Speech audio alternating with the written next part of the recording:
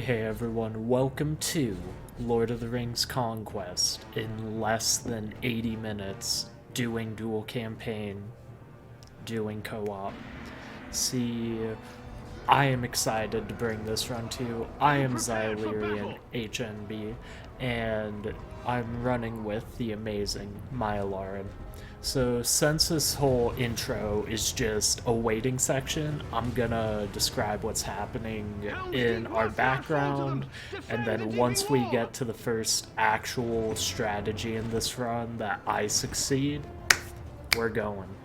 So, essentially, we've been running this game for 6 months, and when we got our first good dual campaign time, one good enough for us to want to submit it, we had beaten our goal of 90 minutes, and we thought that was cracked. We got a 129.30, and we thought that was incredible.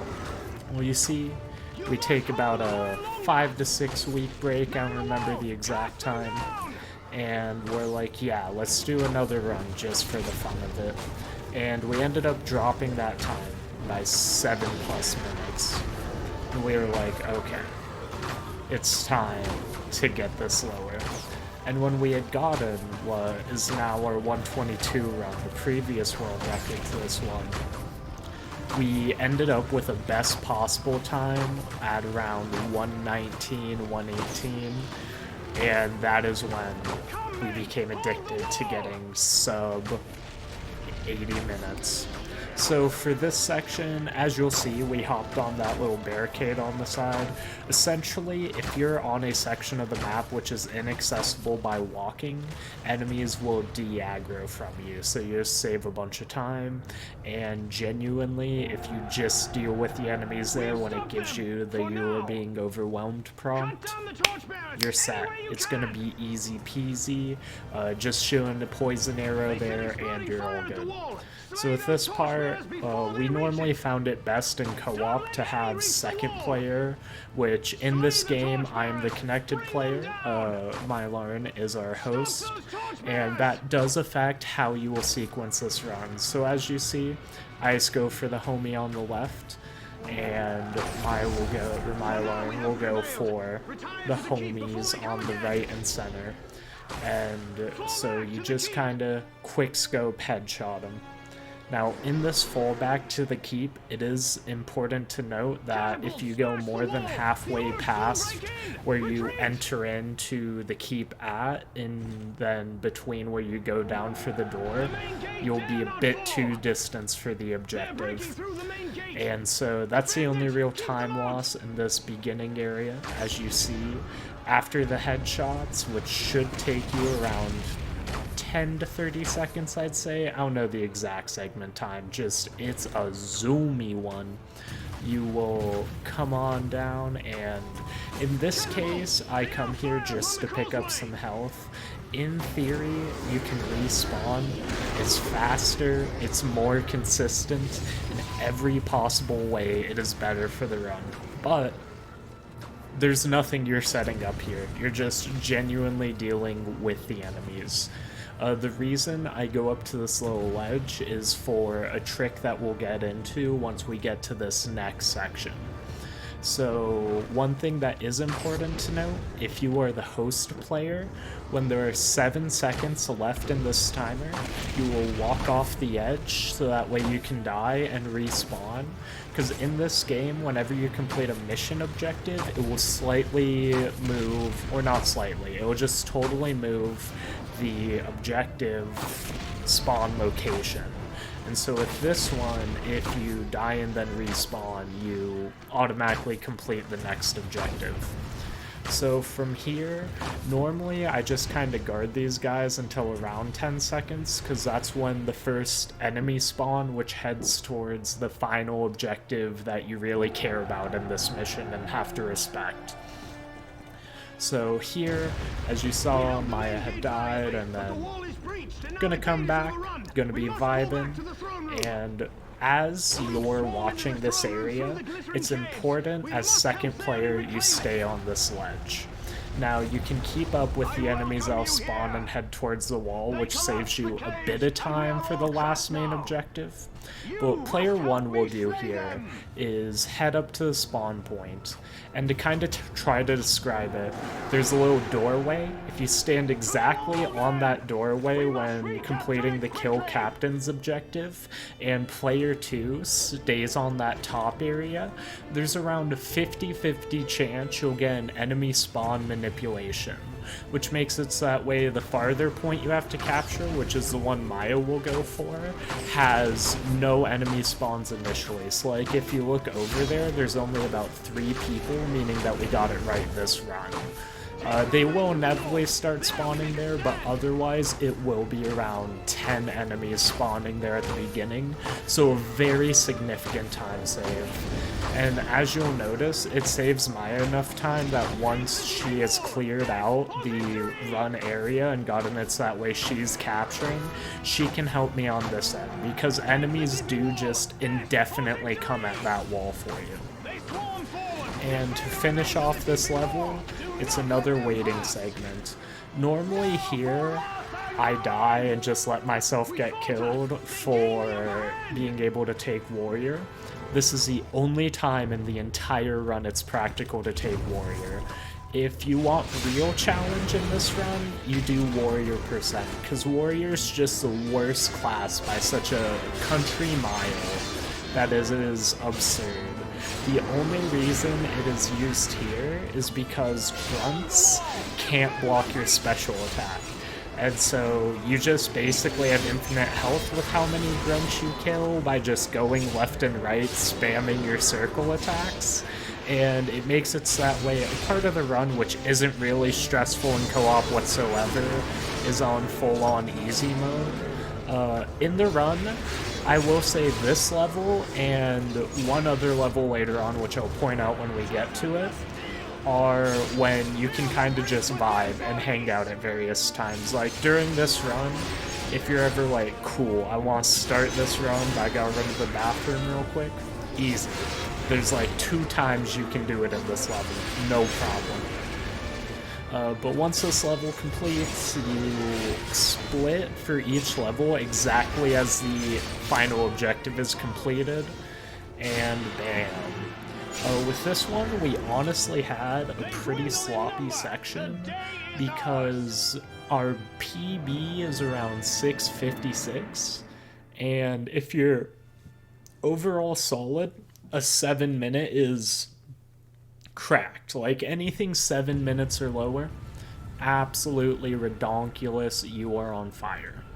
This level is one that is so dense. So essentially here you're gonna spawn as mage both people. Now, as mage, if you aim at a 45-degree camera angle, it gets you the farthest distance possible from your fireball. So as you saw there, able to clear out basically everyone initially. Outside of that spawn point where that second fire was, a Scraggler will spawn. It's just a single grunt who fucks around and finds out. Like, no stress, the most he does is lose you half a second in the time it takes you to fireball him. So here, the second this capture is completed, Mylorn becomes a scout so that way she can run down and assassinate the guy for the objective. Now, if you want a risky strat, you run down first so that way you can do the jump I'm doing, but 2 times when doing this trick, it has led to the Urkai captain changing aggro and making it so that way Maya doesn't have enough invisibility to be able to finish that section of the run. And it loses a lot of time. But for here, there's 2 strats you can do for taking out the fire machine. Now, if you want to know what Maya's doing for this level, and right now, you just gotta go watch that POV of the run. But essentially, there's a route you can take where she's going to run around, go to where the next objective is, along the way throw a single fireball there, or firebomb that they have on the fire machine, and then set up for the next assassination. Now, as the mage here, you're going to just be spamming fireballs. if you want this to be as safe as possible, you can just walk in a circle and the enemies will not hit you, and you're just set to keep going, fireballing it. If you want a risky strat, but it's a faster strat, after every fireball you melee as many people as you can, because it takes 4 melee attacks to fully recharge a fireball. And with that, you'll be going around double speed for killing the fire machine. Now here, you're going to just hop off the ledge because it takes forever for you to run back up there and try to catch up, and you're going to be behind objective the rest of this time. So the second you hear that voice line from Treebeard, you're all set to respawn and run over. So here, it's a bit of a mix on which strategy is best. So with this strategy right now, one of us takes Mage, the other one takes Ent, and it gives what is the fastest completion of the towers possible. But as you're going to see with this part, it gives the difficulty of this capture becomes significantly more difficult. The Proto-Mage right here is that you can heal the Ent in case they get fireballed or just any shenanigans happen, because the greedy heal in this game is a mechanic which you should take advantage of. Unfortunately, though, you're going to see, due to us not taking the safe strat, which is both players taking Ent, it's going to be a real struggle. Like, in this entire run, this one section is what happened the worst. At first, you see me going over for Ent, and then for some reason, I totally mind blanked and just don't go back. So definitely we're losing time here. This is a struggle. But what you want to end at is that if you're doing Ent, you each can guard around half the area at once. If you're playing as a mage for this, what I try to do is that staircase is where every 10 seconds an enemy will, a wave of enemies will spawn, which is either 3 grunts and 1 wizard, 2 wizards, or 3 wizards. Or it can also be 2 grunts whenever you're very, very lucky. And also just 1-of-1 combinations. But as you cover that, you also have to cover the left side of where enemies will be coming for. Because normally it's best for the Ent to cover the dead center entryway that you go into the control point through, due to how that's where a vast majority of the enemies will spawn. So the second that you can change class as Ent, which is right before that cutscene, you'll become Assassin and start running through. And for safe strats, I always take Gandalf because the Saruman assassination is very difficult. Whenever you see my sloppy movements, I was also watching Maya's screen because it's very helpful with a lot of the parts of this run, so you can just assume I was not looking and suffered from that. But here, if the assassination doesn't go the best, you do attack him, but normally with a lot of these hero things, assassinations have a quicker death animation than whatever a hero has. Because most heroes give a line of dialogue or they have specialty animation when they die, but assassinations have canceled that. And so from there, all set, killer level, certified vibin'. And actually that was a struggle. This level is the fastest feeling, or at least tied for the fastest feeling, not just in the specific run, but how dense the content is. But simultaneously, as you see there, this level brings up one of the difficulties of running a game that's easiest to run through archive websites, because of how hard it is to find genuine copies, and that is through having to use some form of VPN connection to do online multiplayer and not just a split screen run. There will be lag for whoever's not the host upon spawn most of the time. So with levels which have an initial running to a section, you're gonna hope that there's minimal lag. There's a strategy I'll get to later that can hypothetically eliminate that issue entirely from the run, but due to how we've had issues of the game loving to crash about an hour and 10 minutes into the run, we only implement it once because crashing the game is angering as hell. So for this part, you only have to respect the trolls. So if you go a bit before the cutscene, the trolls start to lose health, you kill them. and then that troll is going to come out right at around 1:15, or at least that's when the door starts to break.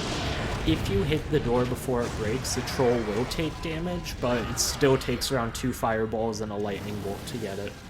So here I fireball the palace stage just in case one of us missed this jump, and if you don't fireball it, there will only be at most 3 grunts who can come down to interrupt you. Whereas if you fireball it, you do have to somewhat be in check and be respectful, because they will make it down there about perfectly to make it so that way you mess up this next objective. Now, for right now, it is very important to make sure that you are set up that the second you can pull the troll lever, which I'm about to go to, you get it. Because if they spawn and stand up, 4 trolls will begin to leave there, and you have realistically around 10 seconds spare time to get that, but simultaneously any setup or getting interrupted makes them go pretty quick, and so without the early setup, you're resetting. It's just an insane time loss. So during that as well, there's a troll that will spawn up here. That's why Maya just ran by and left me back there, because she can set up and kill that as it spawns. And so if you clear out the troll and you get the lever fast enough, it'll make it so that way the enemy wave, which is supposed to be set up by the time you're up there, isn't, and they can't really catch up, and that's how you get the near perfect captures. So then you get to this part, and it's just running as fast as possible. Any enemy hitting you is time loss, because this requires both players, and you just have to pray. It's entirely RNG feeling on how well that segment goes for you of just running past everyone. So then you'll get to Balrog fight. Normally he goes to your right or all the way to the far right, which is bad RNG. This is an example of good RNG, because if he charges straight at you, he stops running whenever he gets hit by a fireball, and you can stun lock him in it. And that makes it so that way you can do a quick Balrog like that. Normally, if he goes to the right, it'll lose you around 15-20 seconds, it feels like. We haven't done the exact math on this, these are my guesstimations. However, it's annoying, because then he can go just about everywhere, whereas when he runs forward, that's the most movement he's really getting in the entire run before you have fireballed stunned him. And so, going into this next level, it is entirely RNG, in a sense, how to make this level work well. We have one strategy which we will explain, but when we get to it, it will become evident that there is 2 sections that affect what your time is. So here is technically one of them. With these first enemy waves spawning, they will come in at the same time naturally, but it will halt any progression until every enemy here has been killed. And then once every enemy here has been killed, which this is the last group of them, you can just go against this wall, because it's going to make you hang out for a bit, do some scripted moments. And normally, if you use the shield like I showed there, you can see over the wall to tell when enemies are spawning, so you can set up how to kill the wave that's coming next as quick as possible. If you do this right, which I didn't because I totally missed my fireball there and had it off, you can kill the entire next spawn wave before they get over the ladders, instead of just having 2 of them go over there. I would say getting stuck on the rocks is a time loss, but it's not. You have to wait for this incoming siege strike, so you just kind of head over, stand where I'm at. If you're wanting to see the other position, you can see where Maya's at, and you just want to hop on a horse before that cutscene goes. So this is one of the 2 important segments of this run. Essentially, what your goal is here is you have to capture an outpost, guard a spawn point, and keep at least 1 horse alive. Without keeping the horse alive, you do lose around 30 seconds. And so this spawn point isn't the one you have to initially guard. See, those enemies that are heading down right then are all of the enemies which are going to head in from that way.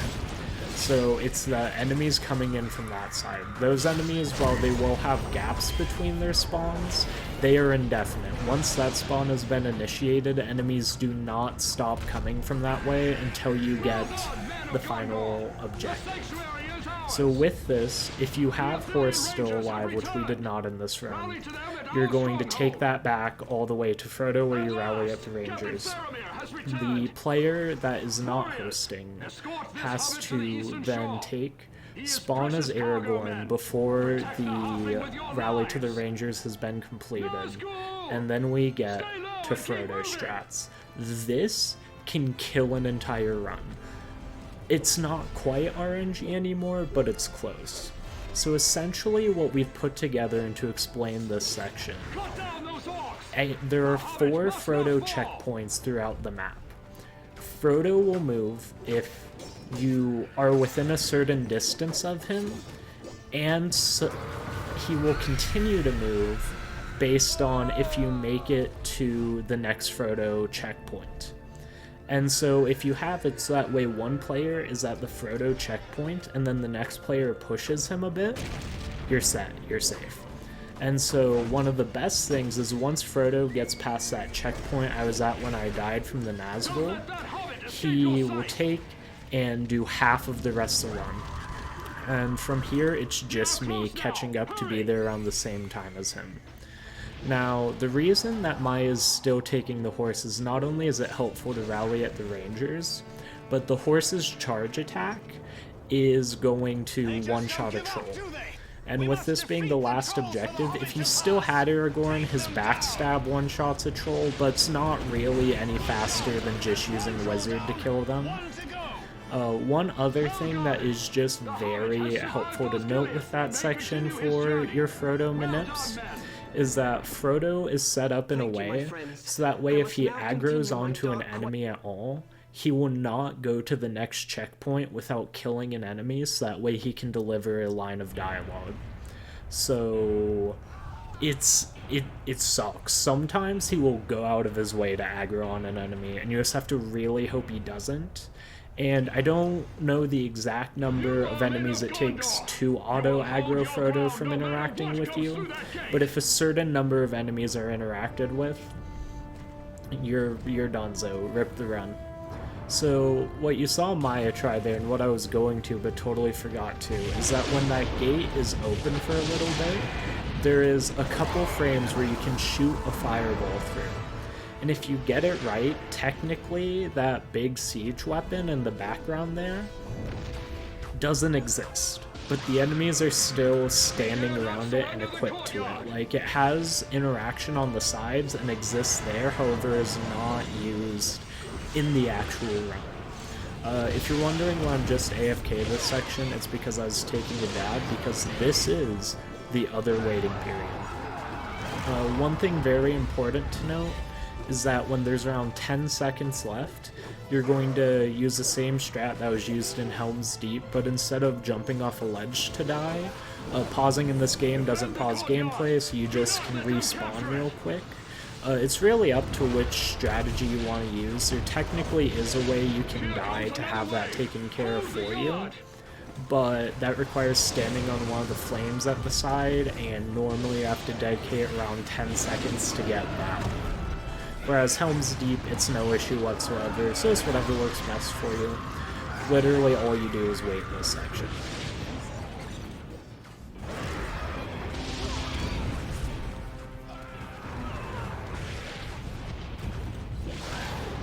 So, to explain the strat for this next objective, because it's a lot and it's very quick, and it's the only strat really needed in this level. So when we use the respawn trick to go a very big distance, like the 2 times it is used in this run, you cannot skip it. It is over 30 seconds lost. And you don't want that. Your runs, you can still get it, but the run is tough. you can see that I got confused menuing, trying to return to speedrunning from doing it again. A real difference of worlds. And so, once you respawn, you head up this staircase. And as you progress, you're going to run up here, and there are those 2 spawn points for enemies, which the objective is to destroy. If you're fast enough, as you'll see my alarm was, you can just run up there, and you can be a good distance before that cutscene hits, but due to me being slow respawning, I was not. However, with this, it takes 2 fireballs to destroy this region. However, if they are done within too close of a proximity of each other, it will be left with enough health that it will not die from the 2. So normally that one, whoever is second to get there, looks back and watches over. So as you saw there, the second I threw that fireball, I respawned. That is because this again saves you a lot of distance, and you have time due to how it takes the burning animations to destroy it for being able to respawn and just run up that way. If you've done this section very fast, the enemies will not be that far up the staircase. They start to a degree at least mobbing in this bottom area as soon as you've made it up to where the things you have to destroy were. And so from there, you're just going to kind of hang out killing people because it's a waiting sim again. At 1:22, it will begin having its that way every 15 seconds, a wave of 3 assassins are going to spawn in distances from the objective. But if you don't respect the assassins, they will steal the objective from the couple AI you have watching over it. You can get it so that way AI are basically just safe and carrying this whole section for you if you're quality and lucky enough, but I've only seen that like twice throughout this. So yeah, here is deal with the assassins, and essentially between really you only have to head over to the next objective when there are 17 seconds left, but I always head over extremely easy or extremely early because as you see here, there's no threat.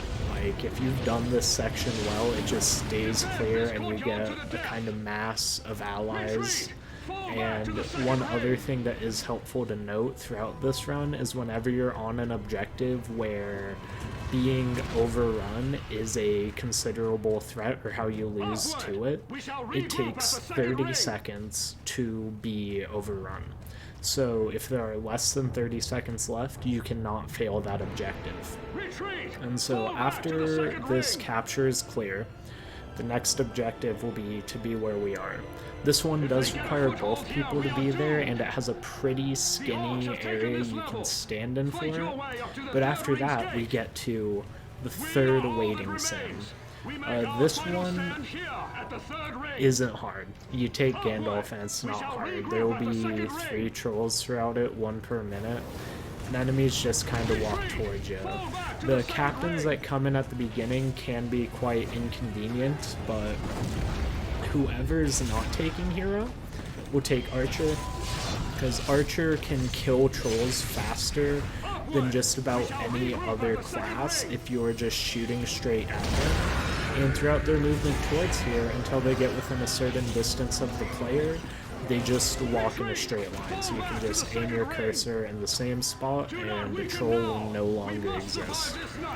So one thing I use throughout this section that I will explain is, as you see with that fireball I just threw that got the weird angle, their hitboxes have quite a lot of distance, both going up and down, so that way no matter where you hit it, if it is vertical, it will go through that wall, and normally with a considerable range, meaning that when you have vertical ones like that, it is deadly. It covers that zone, and you don't really have to worry about half the walkway, as well as anything on the left staircase. But other than that, if it pops up that message saying enemies are near the door, it's normally lying to you. Like, technically a grunt can sneak past you and have AI not deal it, deal with it, that would be the absolute worst RNG you could get on this section. Like, that would be the game telling you to quit running. But other than that, I'll just let this last minute of hanging out and killing a troll go by, because again, in this level, it is the one section where you have to be as perfect on time as you can, and the rest is a waiting simulator. We must survive until dawn. Upward! We shall regroup at the second ring. Reinforcements join us. We might survive till dawn. Retreat! Fall back to the second ring!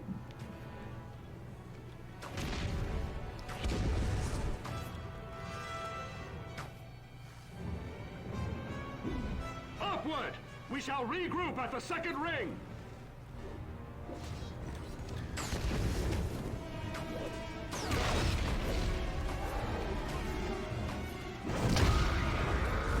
Retreat! Fall back to the second ring!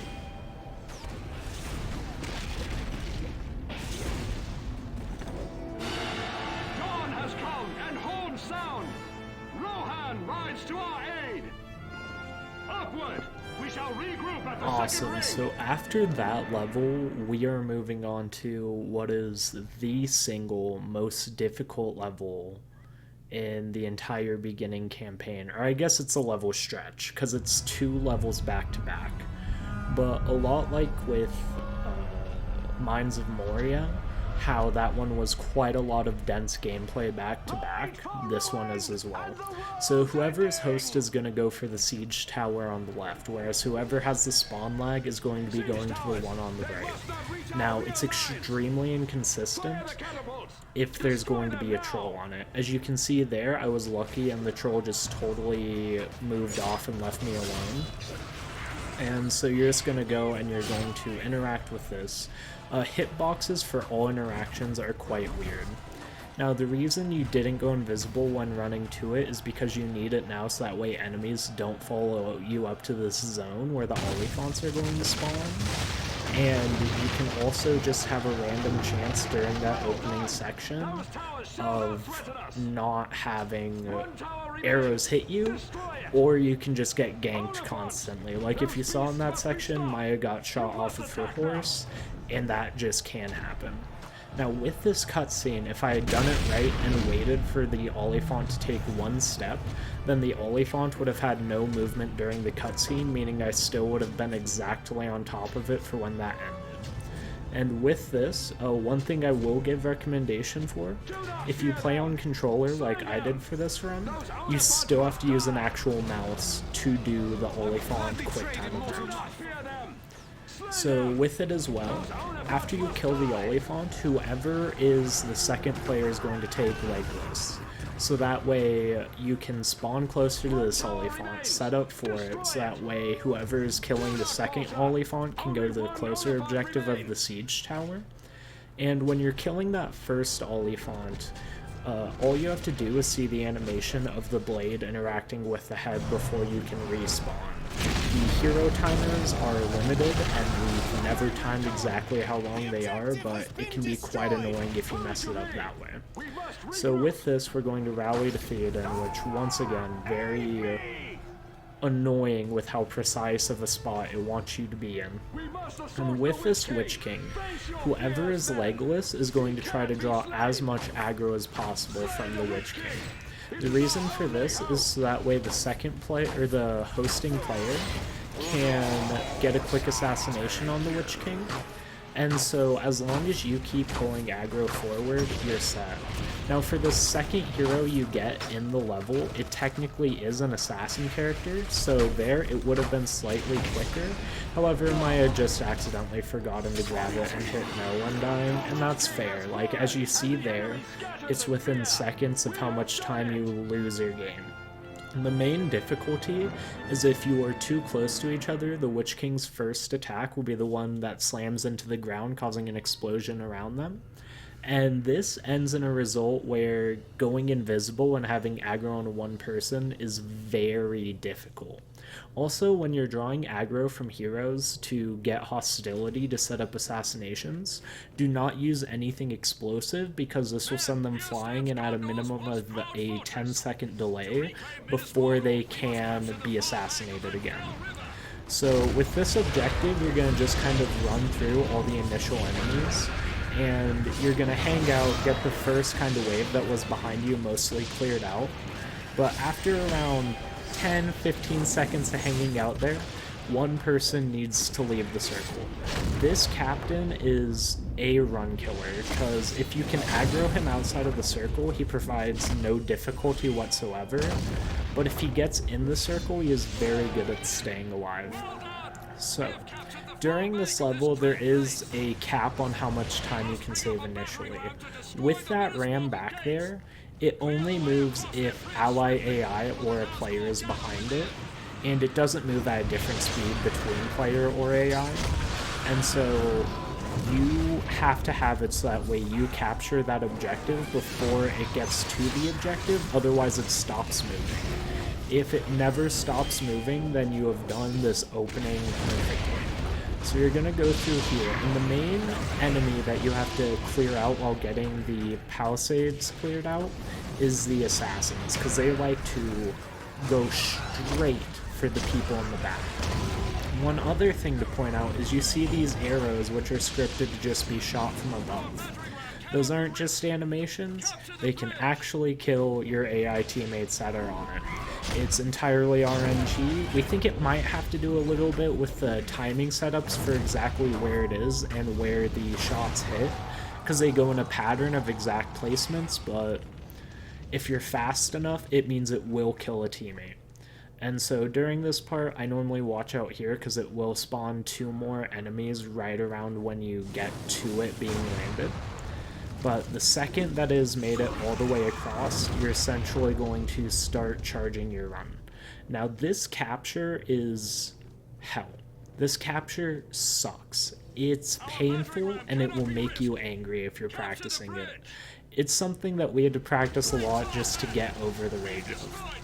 So, you're going to run over and throw a fireball over here if you're the person who's going to be taking hero for this section. Whichever, being host or being connected does not really affect it. And so whoever makes it through first and is planning on being hero is going to throw a fireball over there and then use a center splash on the wave of enemies which first approaches it. Then when you take hero, you have to make sure that that troll, if you're lucky, hasn't aggroed on or dies before it reaches the zone. And then you're going to come over and help finish clearing this section. Once that section is done clearing, you will run up here. You're not going to stay for full capture because there's going to be a frame once it's all ready that you can do either 1 or 2 cutscene skips. In this run, we only got 1 of the cutscene skips. So if you watch, the second that it starts to black out, if you do the interaction, it does the cutscene skip, and you get about a half second after it's gone black where you can still interact, and if you do that, it will skip both the possible cutscenes within there. It is milliseconds being saved. I mean, the first cutscene skip, that's the one I got off there, is a decent amount because that cutscene is significantly longer. However, it's definitely a thing where it's kind of RNG how well it goes, how good you can interact and position with it, and how well the other person can hold capturing, because it's very difficult. They keep throwing enemies at you and it's annoying. But once player 1, who, if you want to see the cool routing and the path you have to take for clearing out the prison doors, I would recommend it. It shows how Maya is an amazing archer in this game, and I couldn't do that good at it.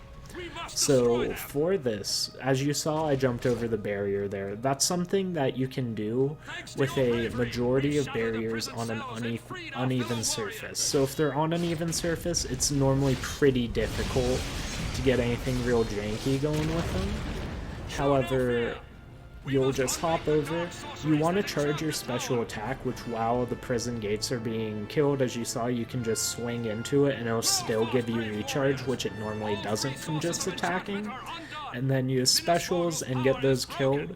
If you want to watch Maya's run to see the other person's perspective, same as Helms Deep, how there was that hopping onto the railing strat to not have any enemy aggro. There's one for there as well, however if you're slightly too close, the Nazguls will still aggro onto you. So, as we get into this level, this is the last level of the War of the Ring campaign, so of course, you're playing hero, right? Who couldn't love it? This level starts with what's tied for the most boring raiding section of this game. It is important to know when the enemy spawns are. So the main spawn that you want to keep an eye out for is the troll spawn, which is the one right around 1 minute. We always are guessing on the times, because unlike most sections where there's a consistent spawn rate and they come in simultaneously, or there's just the initial wave, this one, as you'll see, has it where, while it's mostly clean set timers, it's always 3 to 5 seconds off of what you'd expect. So normally in the 10 or 15 seconds before we actually get to a spawn, it's me and Maya just running through what we think remember the spawn timer being. However, the most important spawn is the final one. So when we get to the final spawn, it's going to spawn a wave of enemies when there are 3 seconds left, and then a second wave of enemies that's even larger in the same spot the exact second you finish that objective. And so with it, your hope is that none of the enemies from that spawn live past the standing up animation. It's pretty hard, and I'm pretty sure I missed my end of it on this run. I don't remember exactly, but it's something which takes practice, because you can't fireball initially as often due to how many of the mages, when they spawn in these waves, will immediately throw up their shield, which will cover the entire initial spawn range. So with that, you just have to hope to keep them back from there. The enemies will only come from the front during this capture objective, and after you've cleared the initial spawn and waves, they just come in from the right side. The one other thing to be mindful of in this section is that the Nazgul one-shot you. If it flies by and it gets you, you're done. You're just one-shot and you have to respawn. This is most dangerous because whoever's host is the person who's going to be doing the next objective, which is killing 4 captains. And with that, your entire hope with the killing 4 captains is to get headshots, but you do have to run to the center to change class. So there's a couple seconds that you risk getting grabbed and just dying and losing time. But if you're lucky, it's just an easy 4 headshot section. So normally what you'll do when this spawn wave comes in is you kind of just try to throw a fully charged lightning bolt, because it will run through as many people as are adjacent to the initial person that you hit. And then from there, it's just capturing and keeping this section clear.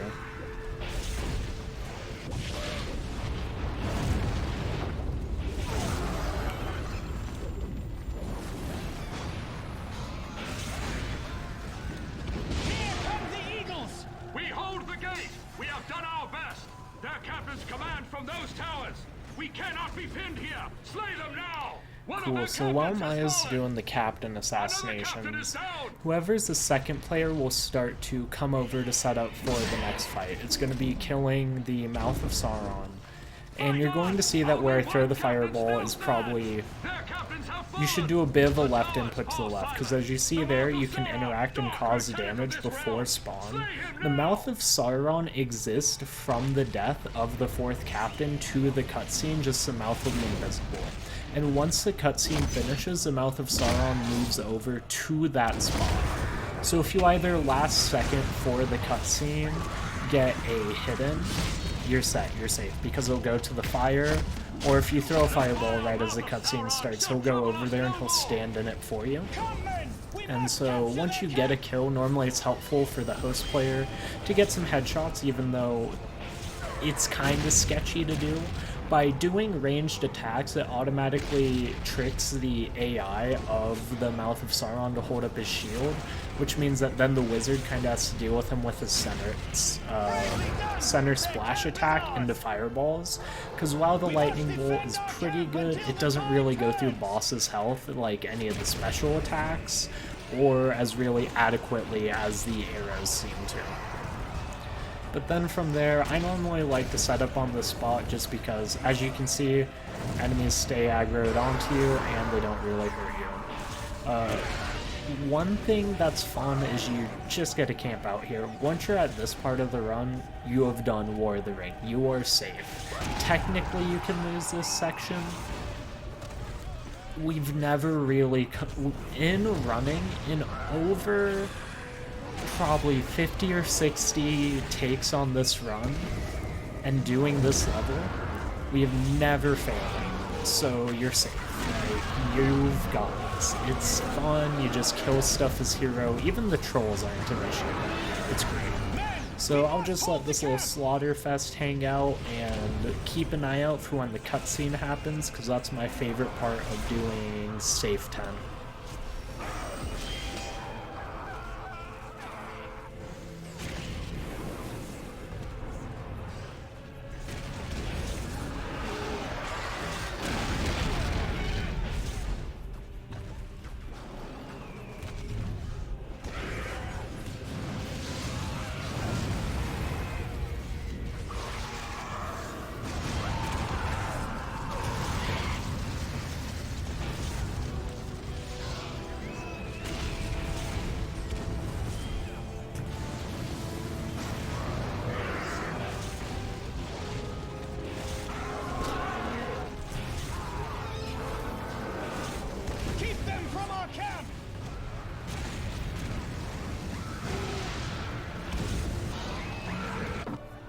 Awesome. So if you're second player, once that level finishes, or a couple seconds before, like you saw I did there, you quit out.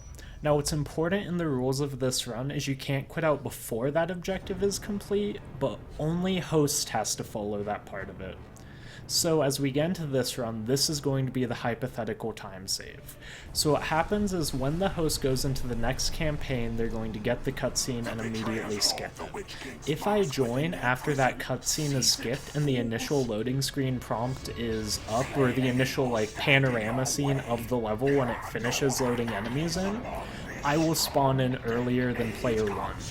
So in theory, if you quit between each level and rejoined in this, you could hypothetically get time saved, because it does save you 2 to 3 seconds each time, because otherwise I'd normally be halfway across by the time he's turning left, or she's turning left, and by the time you head back over there, it just goes a bit zoomier.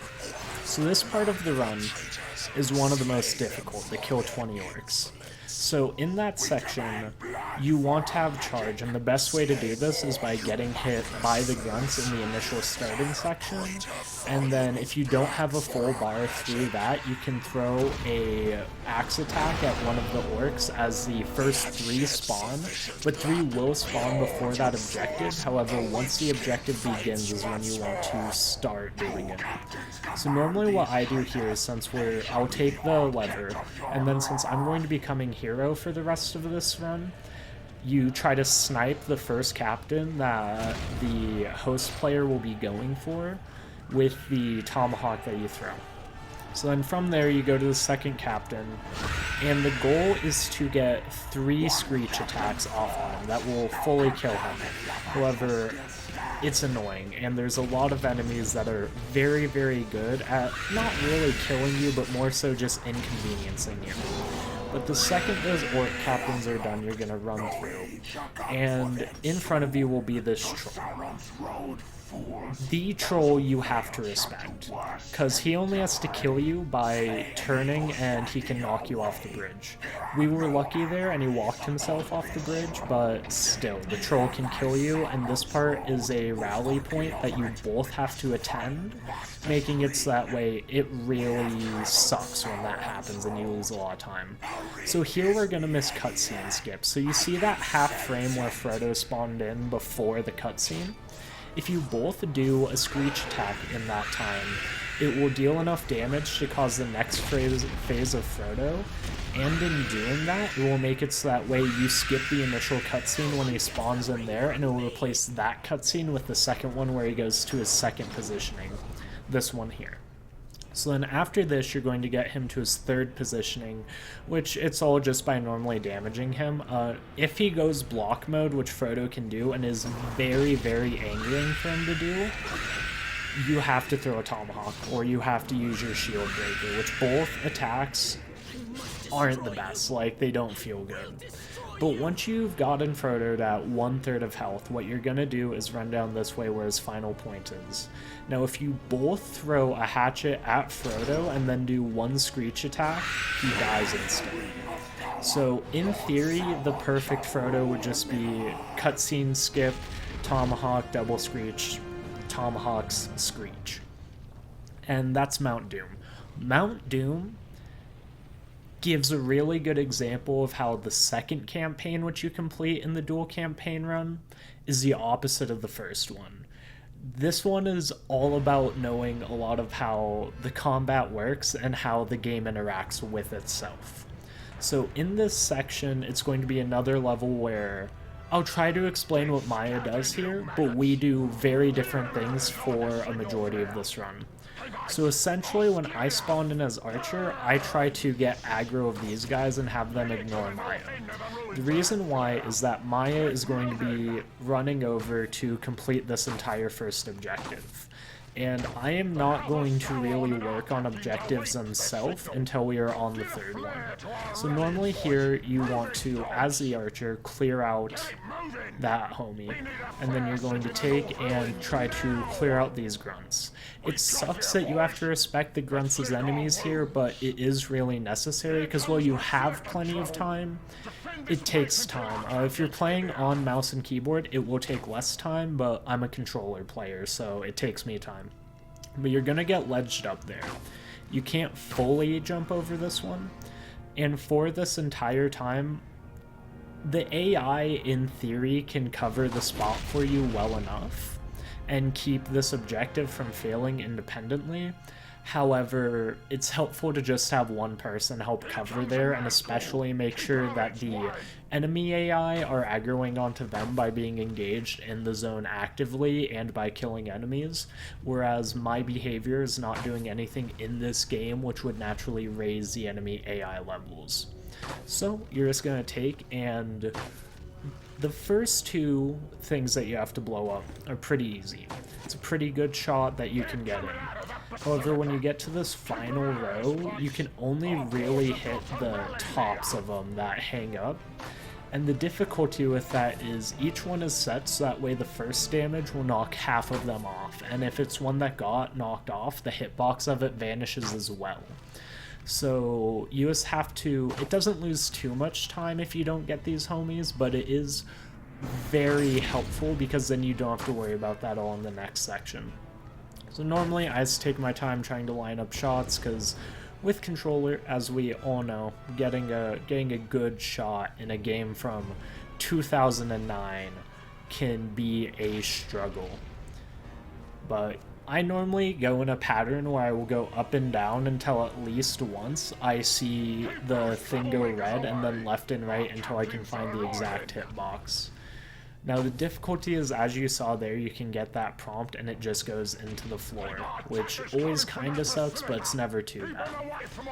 Now, if you get these early, you can go and help out with the initial enemies that are still going to be aggroing in your direction once this objective completes in the time remaining. But if you're still up here like I am now, normally it's better to run over, and once that objective has been completed, the first wave of enemies that are going to be stopping your next battering ram begin to spawn. So it's going to be that until your battering ram has made it to the top of that ramp, enemies will only be spawning in this direction, heading up this ramp. So normally I try to get it so that way you deal with the initial crowds, and then by the time that the first real spawn wave is dealt with, you swap into the Witch King. Now from here you're just going to go up and deal with these enemies, and with this one, AI will naturally go on and latch onto the battering ram. There's a level which doesn't have that going for it, which we'll get to when we get to. But with that, your entire goal as hero is to take as much aggro as you can. So in this section, because of how the battering ram got up there so quick, we only got 2 real spawn waves heading through on it, and that caused these guys to start heading up, and this will be the only place enemies spawn for the rest of the run. I guess normally there's a final fight area, and that has enemies, but that doesn't really matter. You only care about one of those homies. And with this, you will normally have the host player, or whoever is not hero, play as archer, because then it's just very easy to keep up with any enemies that slip past me before they can get to the back of it. And they will keep track on how close it is. Right before the battering ram heads out, or gets ready to do its first slam into the wall, is about when as Witch King you have to be heading off. If you're a bit before that, it works perfect. But you're going to do that so that way you can build a run by the time you get to the door. Now with doors in this game, any door which is set up in a way where it will be opened by a battering ram in the campaign will hold runs. Normally if you run into a solid object, it will get rid of all your forward momentum. However, those ones don't follow that rule whatsoever. And so this area kind of becomes a waiting section if you do get it clear like this. It is very easy to just have like one enemy warrior or one enemy scout get by. And once an enemy AI interacts with someone who is on the back of it, it takes a cooldown period for your AI teammates to hop back onto it. We don't know exactly what that cooldown period is, but it takes a while, and it's not too consistent, but it can get to a point where only players can hop back on. So once that bridge has been completed, whoever is Witch King is going to do another hero hostility manipulation. So as hero, I'm just going to run past all these homies, and my entire goal is to just damage Faramir bits that way he looks at me. Now if you watch a single player run for Rise of Sauron, you will notice how Faramir can see invisible people.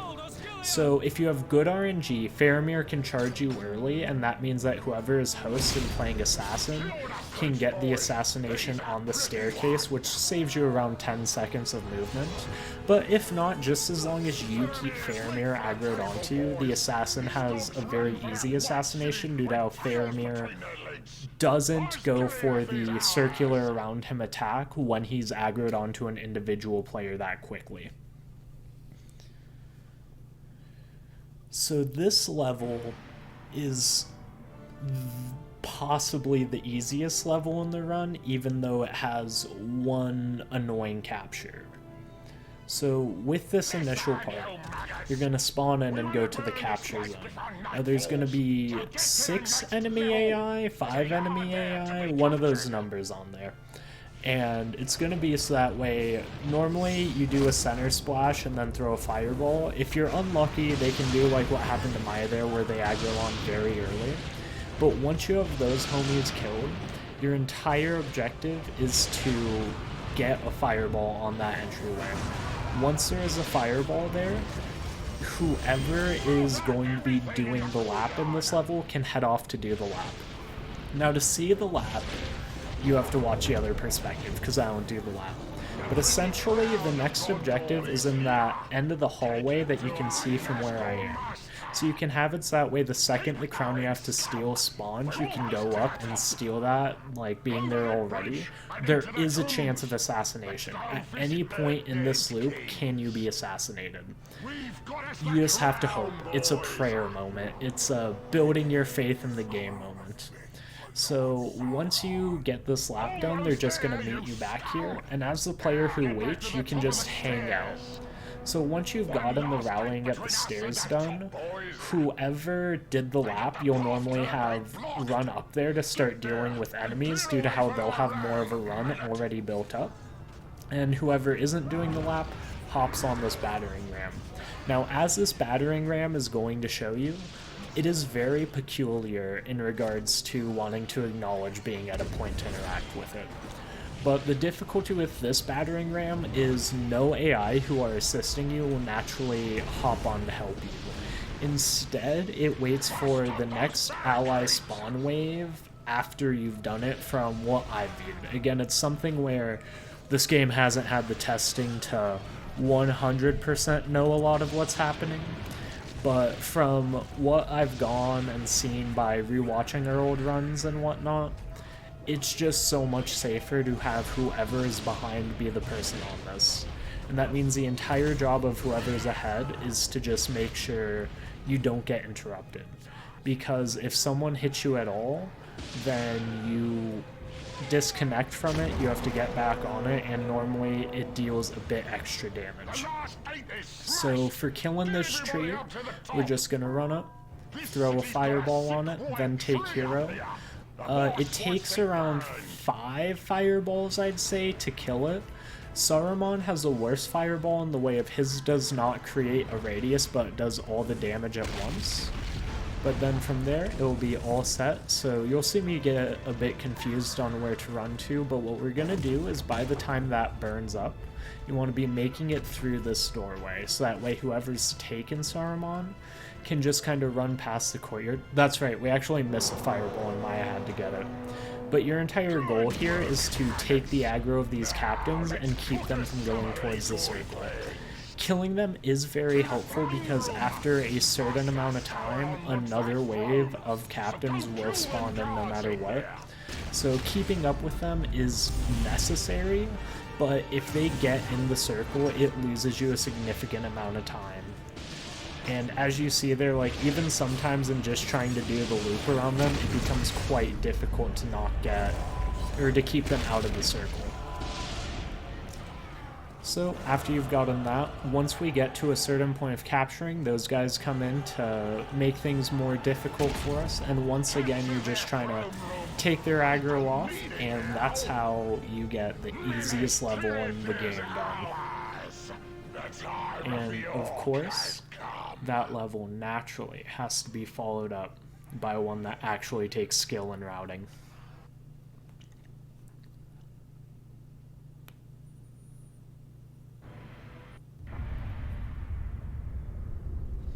Now this level is my personal favorite level. I'm just going to say that. It's another level greatly affected by spawn lag though, and I spawn wrong here. So you don't want to spawn as an assassin if you're me.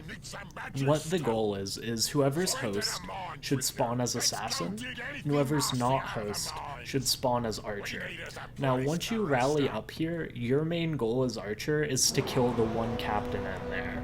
While Assassin can do it, Assassin's not as good at hand-to-hand combat as Archer. And so, or dealing with the captains as Archer. I guess arrows don't count as hand-to-hand combat. But you're just going to deal with them. You also want to make sure these warriors get out because they will just mow down your allies. As you can see, being good at this game's speedrun doesn't take being good at this game for my archery. But what you want to do is the second that those guys are taken care of, you're going to pull this lever once. At least this is how I do it in the co-op strats, that way those homies can just pile down there. And the second that that starts to go back up, whoever's assassin is going to run past to set up for the next section, while here my entire job is just to make sure no one makes it across.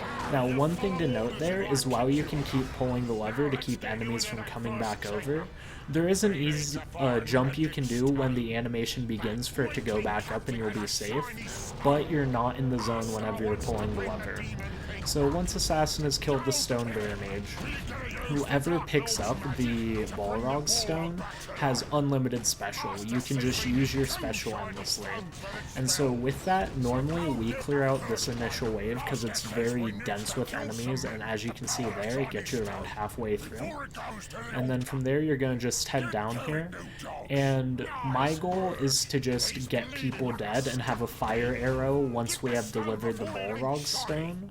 Whereas the Assassin's goal here is to just kind of run by and then start killing enemies once set up to immediately deliver the Balrog Stone.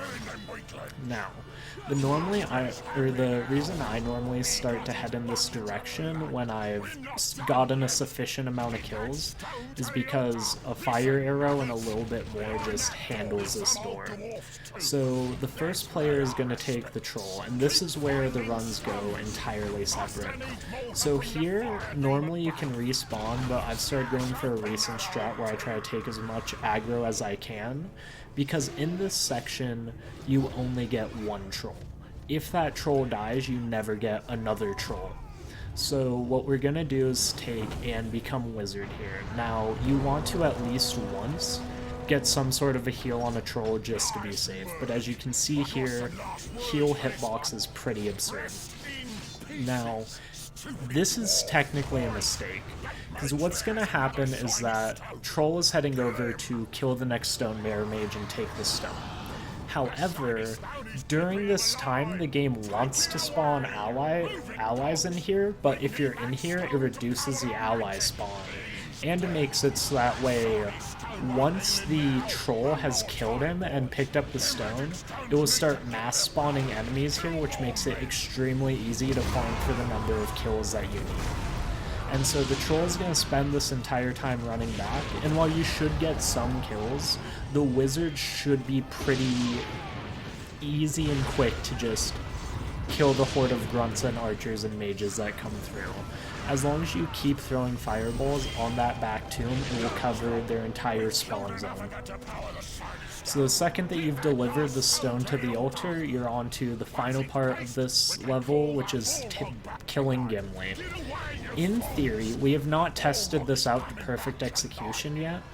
You could set up a Gimli assassination here. However, if that would save you time over the quick farming of the 25 Gondorians, hasn't been tested. But essentially, if you don't assassinate, you'll take Balrog, and the main reason you're taking Balrog is to keep the troll from getting jumped on. Or if the troll does get jumped on by a warrior, then you just start killing him. With the big characters, you can pretty easily just stun lock the heroes when you're at times of assassinating them.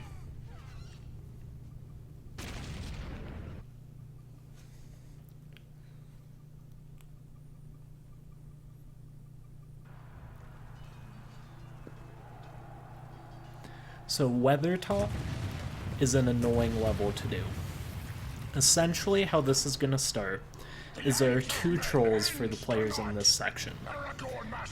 If even one troll dies during this first objective, your run is dead essentially. Like, you can still get through it, and you can still get a decent time. Like, our last PB before this run had that happening in it. But it is a time loss. So one person is going to immediately head for the catapults. Now, one strategy that works pretty well, but we don't utilize in this, is if they only kill 2 of the catapults and leave the closest one for me, who will be killing the armories. The reason for this is that the next objective after destroying these is on the entire other side of the map. So in the time I can make it to the catapult and kill it, it will be all set easy peasy. Now during this section, while you're killing the barracks, you have to get these warriors. They will jump your back, they will kill you. If you don't respect the warriors in this section, you're donezo. But during this, there's going to be inevitably an Ent that spawns over here. your main duty right now is to watch out for the ends, because where that barracks was is where the objective after the capture is going to begin. So you just kind of hang out over here camping this area.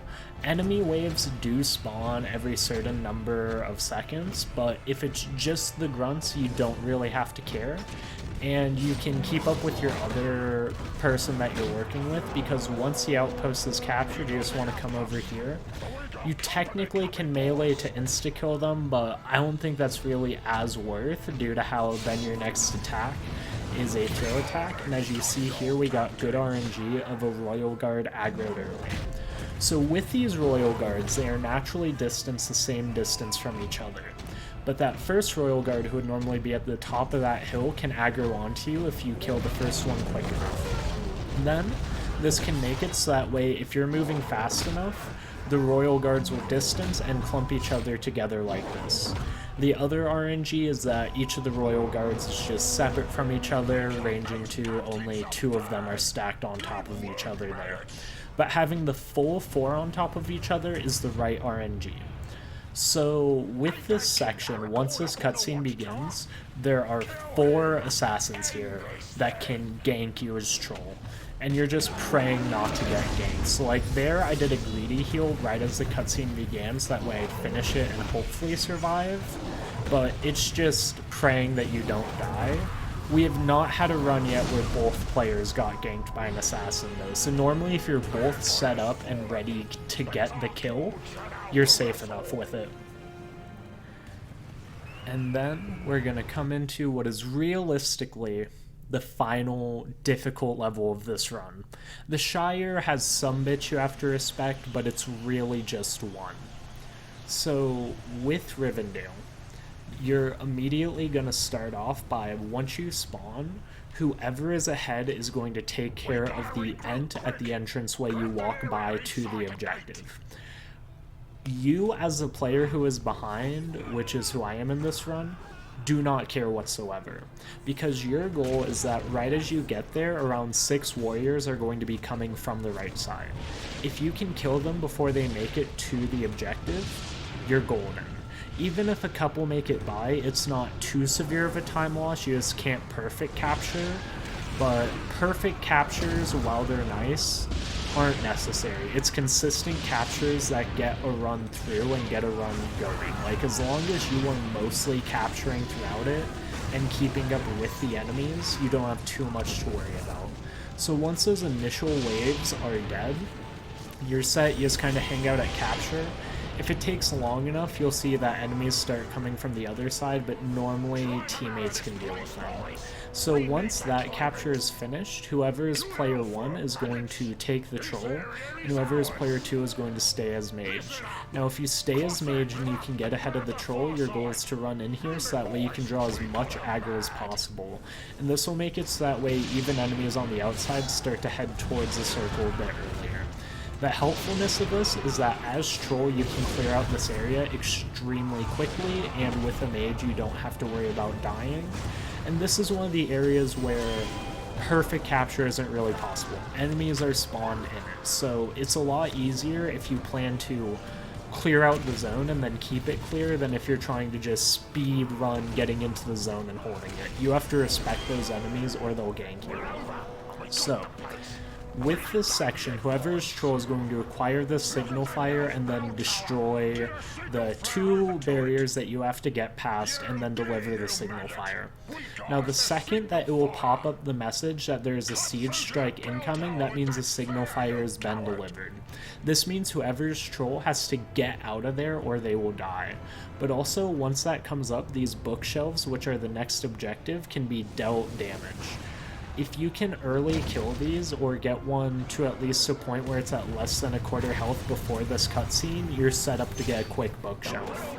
So with this, your entire goal is to not get assassinated in that cutscene. The difficulty of this area is that there will be 4 assassins immediately, and you just have to pray not to die to them. in both the cutscenes that will happen in this top area, they do not stop aggroing on you. So as mage, you try to set up for when Elrond spawns, but I get confused and see this grunt and think it's Elrond, which it obviously is not.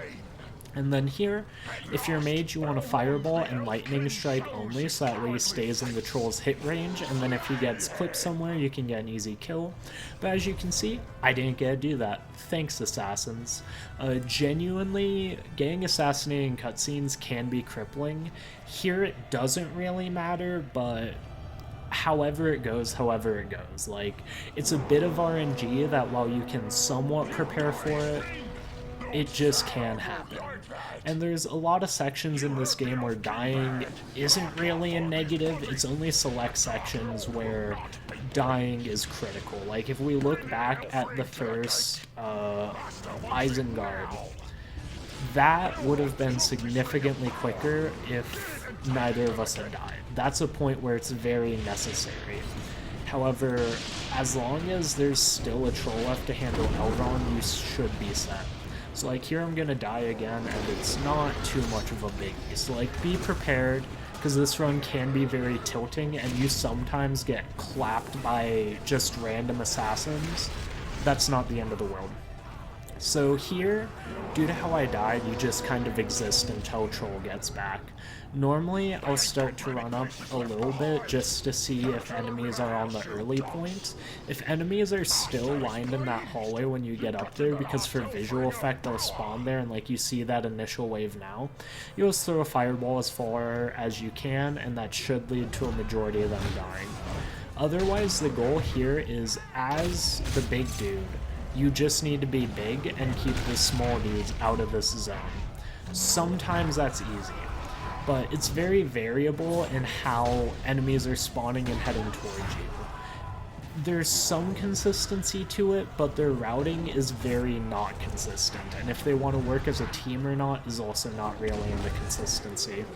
But your goal as hero, in my perspective, is to swap to assassin. This is the one time in the run where the non-first player is going to become assassin. So Elrond can see invisible characters, and Legolas cannot. So the troll is going to book it to Elrond, and I'm going to try to assassinate Legolas. I don't get the assassination in this run, I'll just warn you now. But regardless, as long as you're just distracting Legolas from your troll a bit, even in like losing your invisibility and then he has to focus on you, that's okay. You can back up safe strat, have the troll get him, and it won't really be the end of the world. But with it, it's, if the troll dies, this section is difficult. So in our last PB, which we never submitted, probably not going to submit because this is a cooler run and a better run, we ended up having troll and hero die at this point, and it was overall minute time loss. So losing troll is the worst possible thing for that run. You only get one troll for that entire level, and if it dies, the run is kinda dead. Like, you can salvage it, but it's very easy to just lose the run as a whole from that. And now we enter in to the final section of this run. The Shire is one with very specific routing, which I'm going to just run through as we get to it because it's a lot. So you're both going to spawn as archers. Now that center house in Hobbiton requires 2 fire arrows from each player for it to die. But shooting an Ent recharges 1/5 of your fire arrow. So you're going to just farm this first Ent together. And what you're going to do is, the normal Hobbit houses only take 2 fire arrows to destroy. So if you watch with how I'm doing it, you normally farm this Ent to get the fire arrows for the first 3 Hobbit homes to be taken care of, 4 Hobbit homes technically, because that one you get the last with. But then you can still farm with Ents over there. Now whoever is first player in this is going to keep running forward. Normally I hang to the back, because as you kill these Hobbit homes, I'm going to be taking Balrog as we get to it. And then my goal is, once this cutscene is finished, is to get a fire arrow on Treebeard. If you do this, it will handle about a quarter of his health. One thing I will say is Treebeard could be faster in this section once I get to Balrog, because Balrog does have an attack which takes about half to 2/3 of his health as well if you have charge. In this one it doesn't have charge, but that means you still can use an attack which comes out to be about 3 or 4 hits to get him, whereas this one takes around 8 hits to kill him. And you'll see when I realize which attack to use. And that's the attack you should be using the whole time. In comparison to other attacks, it's the strong attack. So from here as Balrog, you want to run over immediately, because there are enough Ents there to kill you. Now, whoever's playing Archer in this level can try to like just clean up Ents, get some fire arrows on them during the Treebeard fight, but after that, your goal is to not care about the Ents anymore. Inevitably, they'll cross the bridge, but if you're zoomy enough, you can have the hobbits dead or dead enough that they're not going to lose you time by then. Now you're just going to come through, keep killing hobbits. One of the best parts of the run. Normally I will kill that captain, because if a second one comes over here, like we're seeing right now, they can kill you together. For some reason, 2 wizard captains are more than enough to take on the Balrog. But from this, you're going to just keep killing them until you get to around 45. Once you've gotten to 45, as Balrog, you're going to set up to immediately be on Gandalf upon spawn. And then once you're on him, you're just going to special him to death. And with that, I'll just let this end of the run play out. So let's Gandalf the White. Kill the wizard. Let's make this slaughter complete.